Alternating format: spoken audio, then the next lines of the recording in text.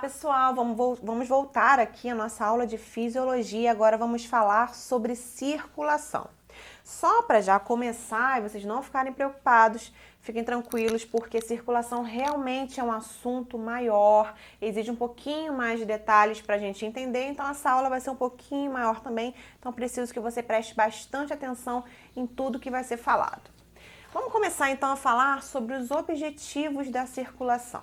A circulação, pessoal, tem alguns objetivos principais. Distribuir sangue e oxigênio aos tecidos. O que nós vimos lá na respiração para o processo de hematose é fundamental aí, né? Porque é o sangue que vai fornecer ali, que vai promover essa troca com os alvéolos pulmonares. Eles também são responsáveis por transportar nutrientes, transportar hormônios. Todo tipo de transporte, pessoal, no nosso corpo é feito ali pelo sangue. E, ao mesmo tempo, transportar excretas. Então, a gente consegue transportar aqueles materiais, aqueles excretas do nosso organismo que a gente não vai precisar mais deles. Então, há dois tipos principais de circulação, que é a circulação que a gente chama de aberta e a circulação fechada. O que é isso? Na circulação aberta, pessoal, o sangue é bombeado do coração para os vasos sanguíneos e vai banhar diretamente as células. Por isso que eu chamo de aberto, porque o sangue ele extravasa dos vasos. Agora, a circulação fechada não. O sangue permanece dentro dos vasos, realizando as trocas por meios dos capilares. Então, já vimos aí um órgão fundamental para o processo de circulação, que é o nosso coraçãozinho. Coração aí muito diferente daquele coração que a gente desenha, certo? A gente sempre desenha esse coraçãozinho, mas não tem nada a ver. O nosso coração de verdade é muito diferente, muito mais complexo. Bom, vamos falar então mais a fundo aí sobre os tipos de circulação para a gente entender. Seguinte, sistema circulatório, então, como eu falei, pode ser do tipo aberto e fechado. Vamos ver quais são as principais diferenças entre eles, e é isso que o Enem pode cobrar para você. No sistema aberto, pessoal, eu tenho que o sangue abandona os vasos e vai lá banhar diretamente as células, como eu falei anteriormente. Com isso, eu tenho muita perda de pressão. Exatamente. O sangue ele sai do coração, que é o órgão que vai bombear esse sangue, com uma alta pressão, só que ao mesmo quando ele extravasa, quando ele abandona os vasos sanguíneos, ele vai perdendo pressão. Isso, qual é a consequência? Limitação do porte do animal. Então, não posso ter um animal muito grande, porque eu não vou conseguir voltar com esse sangue para o coração por conta da perda de pressão ali muito grande nessa circulação aberta. Então, nós temos, por exemplo, os artrópodes aí apresentando circulação aberta. Agora, a circulação fechada, pessoal. A troca, então, vai acontecer através das paredes dos vasos sanguíneos. Então, a gente vai ter uma perda de pressão muito menor. Com isso, eu não vou ter mais a limitação de porte. Então, eu tenho, por exemplo, o caso dos vertebrados. Beleza, pessoal? É isso que a gente precisa saber com relação aos tipos de sistema aí aberto e fechado. O Enem, ele sempre, como eu falei, ele busca uma resposta mais interpretativa. Então, ele pode justamente associar aí a questão do sistema aberto e fechado com o tamanho do animal, e isso vai ser importante aí para você garantir a sua questão lá. Vamos agora falar sobre a circulação humana, e aí, como fizemos com a respiração, vamos fazer depois a circulação comparada, ok? Com os principais grupos de animais. Vamos agora primeiro entender a nossa parte. Seguinte, a circulação humana, pessoal, ela é muito complexa, ela é muito linda. Ela é formada por vários tipos de vasos sanguíneos, pelo sangue e pelo coração. E aí nós temos os 5 principais vasos sanguíneos, os 5 tipos de vasos sanguíneos, que são as artérias, as arteríolas, os capilares, as vênulas e as veias. A gente precisa saber a diferença entre elas? Sim, precisamos saber, e vamos ver aqui a diferença entre elas. As artérias, pessoal, recebem o sangue bombeado pelo coração. Elas suportam uma alta pressão, por isso tem as paredes grossas e elásticas. E aí, outra coisa importante, a gente saber que as artérias elas estão bem mais profundas que as veias. E isso vai ter uma importância fundamental aí, porque se a gente fere, se a gente lesiona uma artéria, a gente tem uma perda de sangue muito grande, porque o sangue passa ali com uma alta pressão.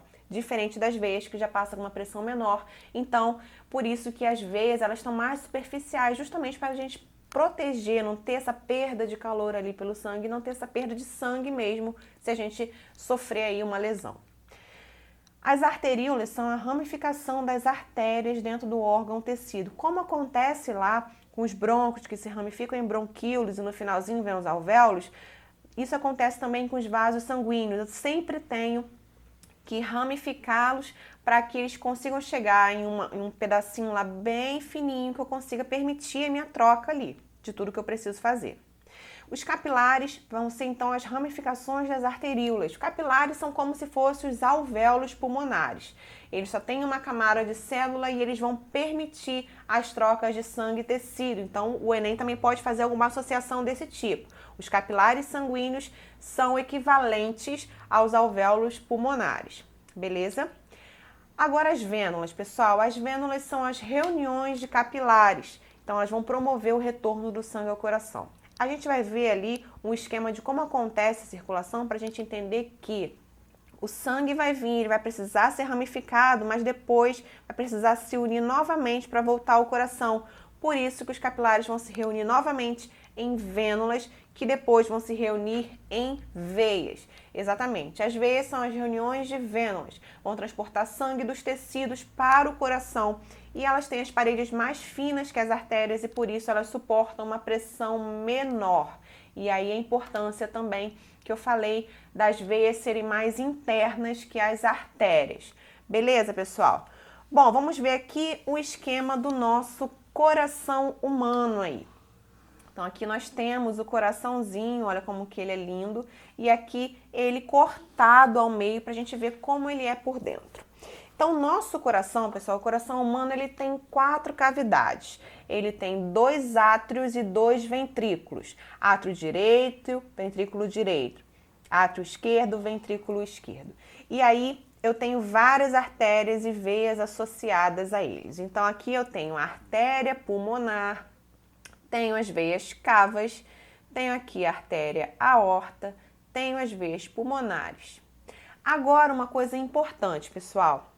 Aqui a gente tem a presença também de válvulas. Essas válvulas são importantes porque o sangue, ele vai chegar aqui, galera.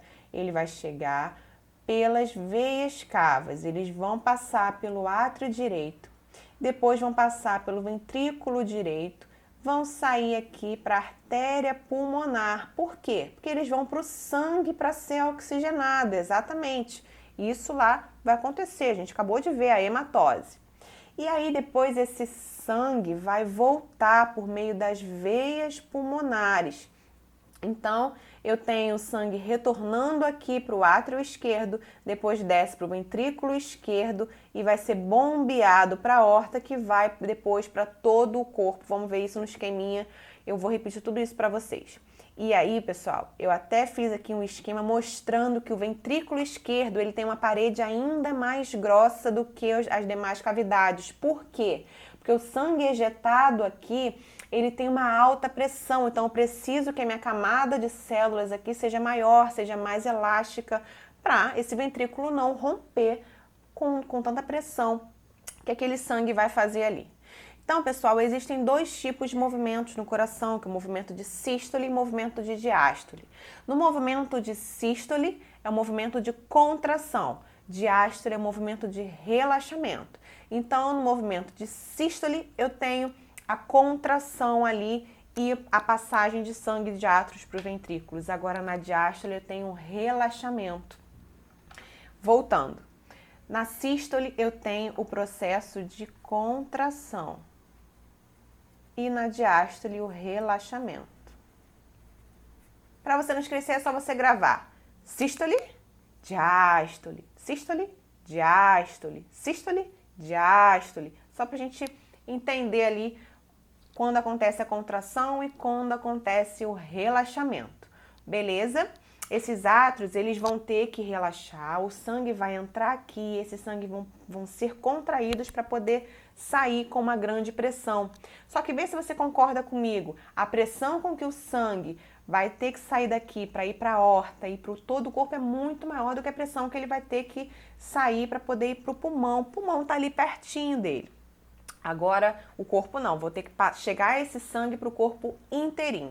Vamos ver aqui como que acontece. É o seguinte, pessoal, nós temos uma complexidade muito grande na nossa circulação humana.